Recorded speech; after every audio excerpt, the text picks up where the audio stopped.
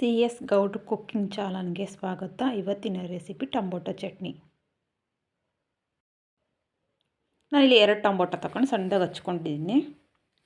ಶುಂಠಿ 1 ಇಂಚು ಶುಂಠಿ, 1 ಗೆಡ್ಡೆ ಬೆಳ್ಳುಳ್ಳಿ, ಸ್ವಲ್ಪ ಹುಣಸೆಹಣ್ಣು, ಬ್ಯಾಡಗೆ ಮೆಣಸಿನ್ಕಾಯಿ, ಗುಂಟೂರು ಮೆಣಸಿನ್ಕಾಯಿ ಖಾರಕ್ಕೆ, ಸ್ವಲ್ಪ ಕೊತ್ತಂಬರಿ ಸೊಪ್ಪು, ತೆಂಗಿನಕಾಯಿ ತುರಿ, ಒಂದು ಚಿಕ್ಕ ಹೋಳಷ್ಟು, ಕಡಲೆಬೇಳೆ, ಹುರ್ಗಡ್ಲೆ ಮತ್ತು ಎಣ್ಣೆ, ಉಪ್ಪು ರುಚಿಗೆ ತಕ್ಕಷ್ಟು ಉಪ್ಪು,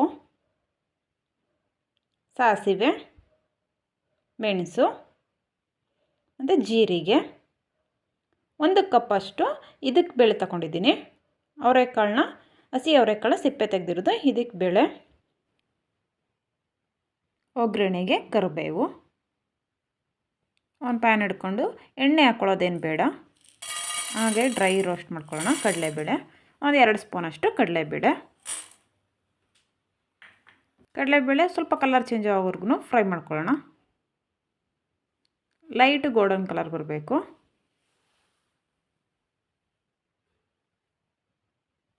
ಇದು ರೆಡಿಯಾಗಿದೆ, ಇದು ಫ್ರೈ ಆಗಿದೆ.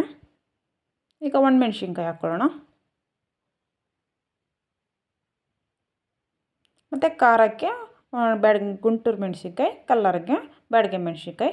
ಇದನ್ನು ಸ್ವಲ್ಪ ಫ್ರೈ ಮಾಡ್ಕೊಳ್ಬೇಕು. ಇದೆಲ್ಲ ಫ್ರೈ ಆಗಿದೆ. ಈಗ ಒಂದು ಪ್ಲೇಟ್ಗೆ ತೆಗೆದುಬಿಡೋಣ, ಹಾರಕ್ಕೆ ಬಿಡೋಣ. ಅದೇ ಪ್ಯಾನ್ಗೆ ಸ್ವಲ್ಪ ಎಣ್ಣೆ, 2 ಸ್ಪೂನಷ್ಟು ಎಣ್ಣೆ,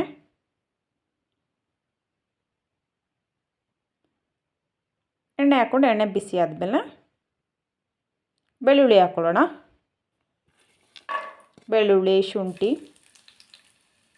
ಮತ್ತು ಇದಕ್ಕೆ ಬೇಳೆ 1 ಬೌಲ್ನಷ್ಟು ಇದಕ್ಕೆ ಬೇಳೆ ತಗೊಂಡಿದ್ವಿ, ಅದನ್ನು ಹಾಕ್ಕೊಳ್ಳೋಣ. ಫ್ರೈ ಮಾಡ್ಕೊಳ್ಳೋಣ. ಮತ್ತು ಜೀರಿಗೆನೂ ಹಾಕ್ಕೊಳ್ಳೋಣ. 1/2 ಸ್ಪೂನಷ್ಟು ಜೀರಿಗೆ, ಕಾಳು ಮೆಣಸು 1/4 ಸ್ಪೂನಷ್ಟು ಕಾಳು ಮೆಣಸು. ಇದಿಷ್ಟನ್ನು ಫ್ರೈ ಮಾಡ್ಕೊಳ್ಬೇಕು.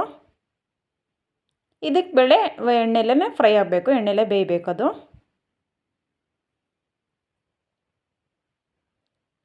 ಎಣ್ಣೆಲೇ ಬೇಯಿಸ್ಕೊಳ್ಳೋಣ. ಟೊಮೊಟೊ ಹಾಕಿದ್ಮೇಲೆ ಟೊಮೊಟೊ ಜೊತೆನೂ ಬೇಯುತ್ತೆ. ಟೊಮೊಟೊ ಹಾಕ್ಕೊಳ್ಳೋಣ. ಟೊಮೊಟೊ ಕೂಡ ಸಾಫ್ಟ್ ಆಗೋವರೆಗೂ ಫ್ರೈ ಮಾಡ್ಕೊಳ್ಬೇಕು.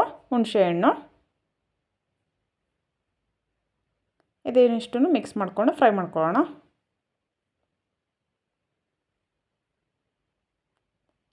ಟೊಮೊಟೊ ಕೂಡ ಫುಲ್ ಸಾಫ್ಟಾಗಿ ಬೇಯಬೇಕು. ಮತ್ತು ಉಪ್ಪು ರುಚಿಗೆ ತಕ್ಕಷ್ಟು ಉಪ್ಪು ಹಾಕೋದ್ರಿಂದ ಬೇಗ ಟೊಮೊಟೊ ಸಾಫ್ಟ್ ಆಗುತ್ತೆ.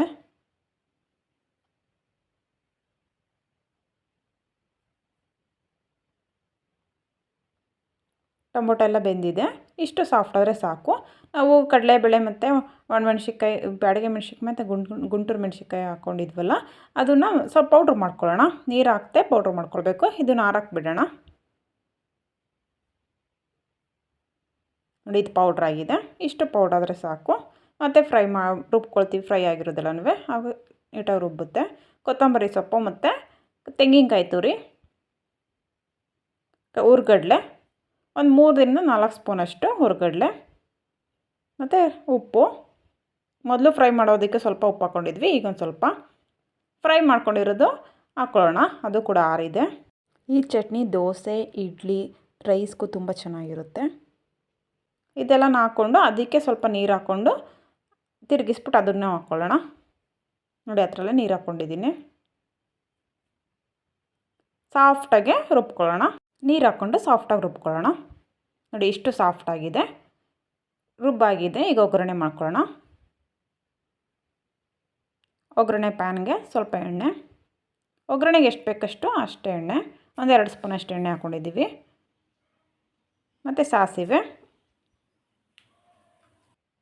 ಸ್ವಲ್ಪ ಕರಿಬೇವನ್ನು ಕೂಡ ಹಾಕ್ಕೊಂಡು ರುಬ್ಕೊಂಡಿದ್ವಲ್ಲ ಆ ಚಟ್ನಿ ಒಂದು ಬೌಲ್ಗೆ ಹಾಕ್ಕೊಂಡಿದ್ದೀವಿ. ಆ ಚಟ್ನಿಗೆ ಒಗ್ಗರಣೆ